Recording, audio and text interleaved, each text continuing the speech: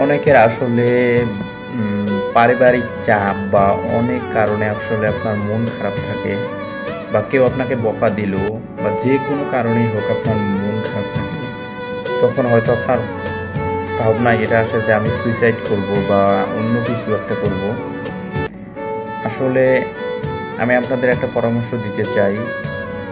যখন আপনার অত্যধিক পরিমাণে মন খারাপ থাকবে বা সুইসাইড করার মতো এরকম ফিলিংস আসবে, সে অবস্থায় আপনি কি করতে পারেন?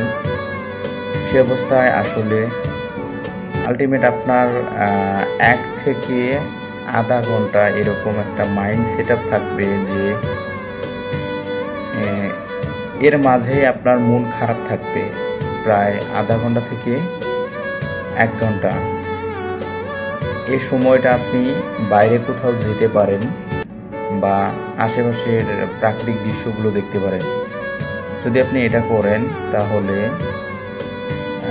১ থেকে ০.৫ ঘন্টার মধ্যে আপনার মন অটোমেটিকলি আসলে ভালো হয়ে যাবে। তাই আসলে যদি আপনার মন খারাপ থাকে তাহলে আপনার উচিত যে ০.৫ ঘন্টা বা ১ ঘন্টার জন্য বাইরে কোনো কিছু করা বা আপনার যেটা ভালো লাগে আপনি সেটা করতে পারেন।